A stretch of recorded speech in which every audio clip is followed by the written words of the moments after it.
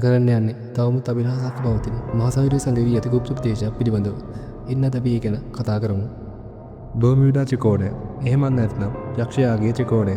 පිහිටලා තියෙන්නේ ඇමරිකාවේ ෆ්ලොරිඩා, බර්මියුඩා, පියුටෝරිකෝ කියන ප්‍රදේශ අතර පිහිටි උතුරු ඇට්ලාන්ටික් සාගරයේ සීමා නොකර ප්‍රදේශයේ 29 සියවසේ මැදභාගයෙන් පසුව ගුවන් යාන නැව්වගේ මිනිසුන් මෙහි අතුරුදහන් වෙන්න පටන් ගත්තා. ඒ නිසා මේ ප්‍රදේශය හඳුන්වන්නේ අද්භූත සිදුවීම් සිදුවන ප්‍රදේශයක් විදියටයි. මේ ප්‍රදේශය පිළිබඳ තොරතුරු මුලින්ම කරලියට ආවේ 1950 දී එඩ්වර්ඩ් වෑන් බින්කල් ජෝන්ස් කියන පුද්ගලයා විසින් ලියපු පුවත්පත් ලිපියක් සමග.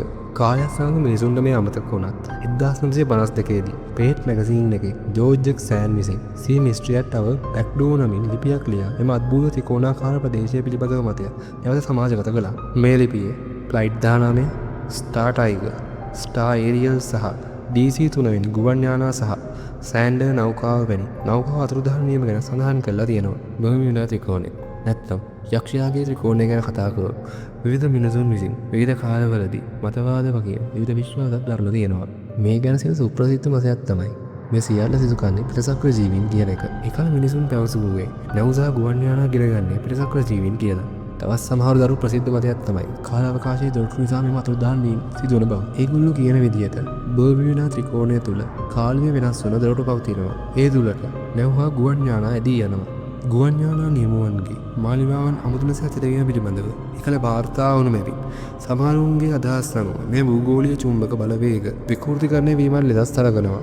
තවත් සමහරුන් අතර ශාප්‍රාජ් ප්‍රදේශයක් ලෙසත් මේ ප්‍රදේශය ප්‍රසිද්ධ වුණා. ඒ වගේම යානා අතුරුදහන් වීමේ හේතුව අභිලාෂ බලවේගයක් බවට දැතමුන් අතර ජනප්‍රිය වුණා.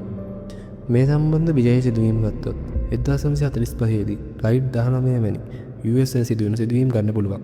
මෙහිදී ගොඩක් ගුවන් යාන නැති වුණු බව සඳහන් වෙනවා. ඒවා සොයා ගිය EBM මැරීන ගුවන් යානය වගේ 1909 දී සී වෙන්චර් නාවික නෞකාව බර්මියුඩා අසල ගැටීම වැනි ප්‍රධාන සිදුවීම් මෙහිදී වාර්තා වෙලා තියෙනවා. ක්‍රිස්ටෝෆර් කොලම්බස් විසින් ඔහුගේ ලොග්බුක් එකේ ගිනිගෝලයක් මුහුදට වැටීම, ඔහු දීප්තිමත් ආලෝකයක් සහ ඔහු දක්ෂිණාංශ කියවීම වැනි සිදුවීම් වාර්තා කරලා තියෙනවා. බර්මියුඩා ත්‍රිකෝණයේ සිදුවන මෙම අනතුරු වලට හේතු ලෙස විද්‍යාඥයන් ඉදිරිපත් කරන්නේ කාලගුණයේ බලපෑමයි. මෙම ප්‍රදේශයේ පවතින සුළංගත්වය මීට බලපාන බව විද්‍යාඥයන්ගේ මතය. හදිසි සුළංගත්වය මගින් නෞකා හා ගුවන් යාන අඩපණ කරයි. ඒ වගේම සාගර පතුලේ මීතේන් ගෑස් හයිඩ්‍රේට් මට්ටම නිසාද අනතුරු සිදු වූ බවට විද්‍යාඥයන් පවසනවා. මේවා බූ ලෙස නිකුත් වූ විට ජලයේ ඝනත්වය අඩු කර නෞකා ගිලීම සිද්ධ වෙන්න පුළුවන්. බර්මියුඩා ත්‍රිකෝණය යනු අභිලාෂ අතුරුදහන් වීම නිසා ජනප්‍රිය වූ මුහුදු කලාපයකි. විද්‍යාත්මක සාක්ෂි අනුව බොහෝ සිදුවීම් කායුනික තත්ත්වයන්, මුහුදු ධාරා සහ මනුෂ්‍ය දෝෂ මගින් පැහැදිලි කළ හැක. මෙය අදත් ලෝකයේ විශාලතම අභිලාෂ වලින් එකක් විදියට සලකන්න පුළුවන්. සාගරය එහෙමත් නැත්නම් අප වටා ඇති මුහුද කියලා කියන්නේ මිනිසාට හොයාගන්න බැරි තරම් අභිලාෂ වලින් පිරුණු තැන.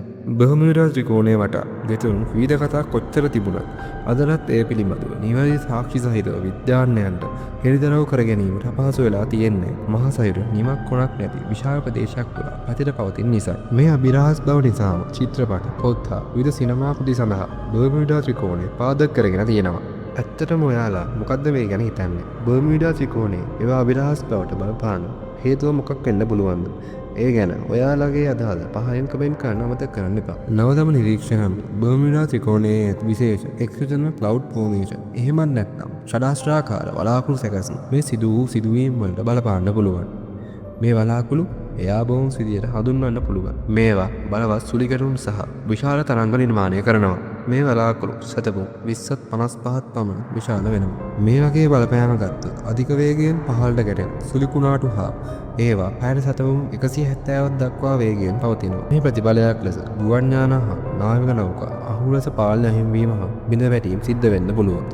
ඉතින් අද වීඩියෝ තුලින් බර්මියුඩා ත්‍රිකෝණය එහෙමත් නැත්නම් යක්ෂයාගේ ත්‍රිකෝණය පිළිබඳ දන්නා නොදන්නා කරුණු රාශියක් අපි ඔබ වෙතට ගෙනාවා.